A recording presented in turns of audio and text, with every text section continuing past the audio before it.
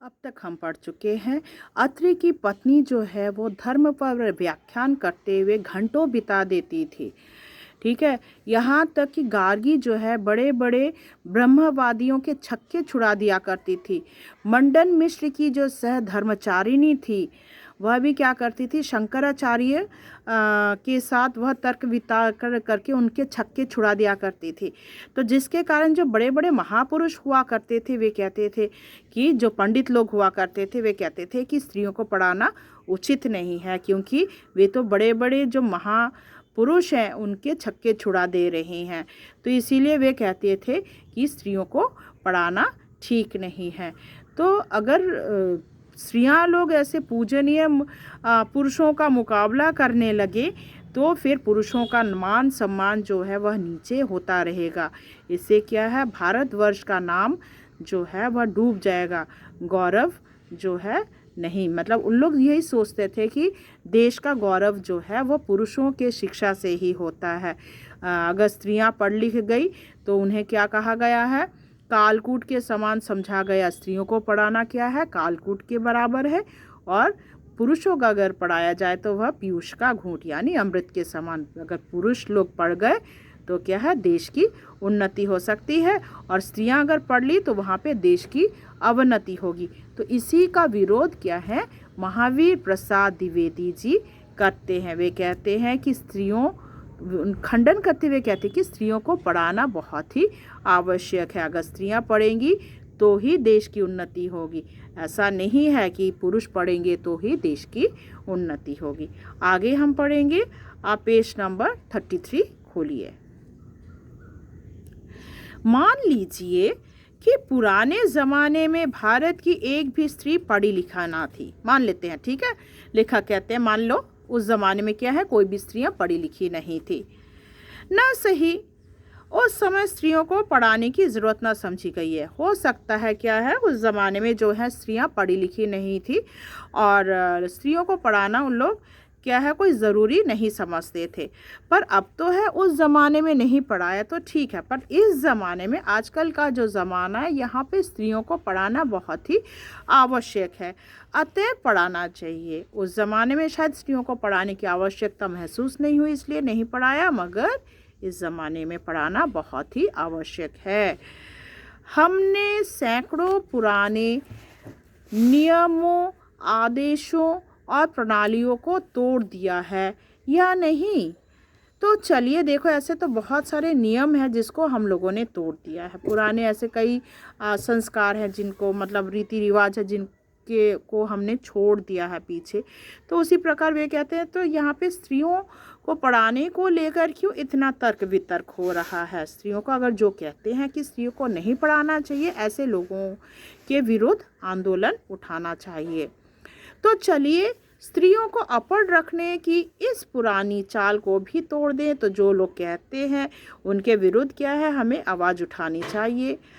हमारी प्रार्थना तो यह है कि स्त्री शिक्षा के विपक्षियों को क्षण भर के लिए इस कल्पना को अपने मन में स्थान न देना चाहिए कि पुराने ज़माने में यहाँ की सारी स्त्रियां अपढ़ थी अथवा उन्हें पढ़ने की आज्ञा न थी।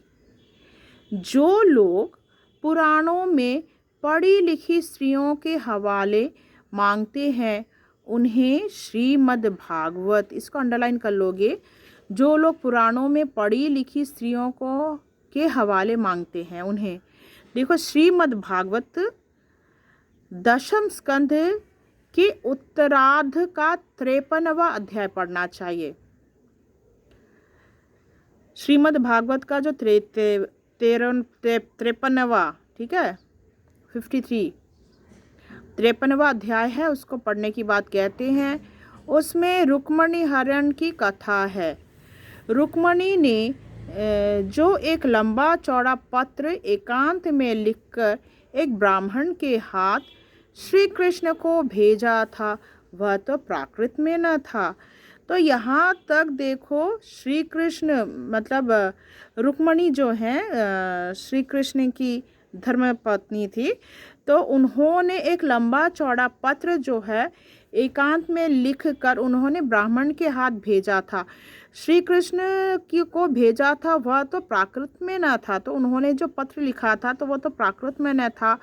उसके प्राकृत में होने का उल्लेख भागवत में तो नहीं है, तो भागवत गीता में तो क्या है, कहीं भी उल्लेख नहीं है कि रुक्मणी ने जो पत्र लिखा था वह प्राकृत भाषा में था।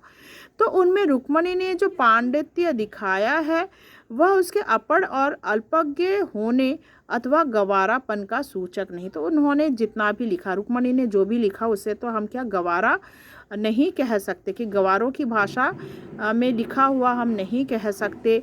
पुराने ढंग के पक्के सनातन धर्मावलंबियों की दृष्टि में तो नाटकों की अपेक्षा भागवत का महत्व बहुत ही अधिक होना चाहिए।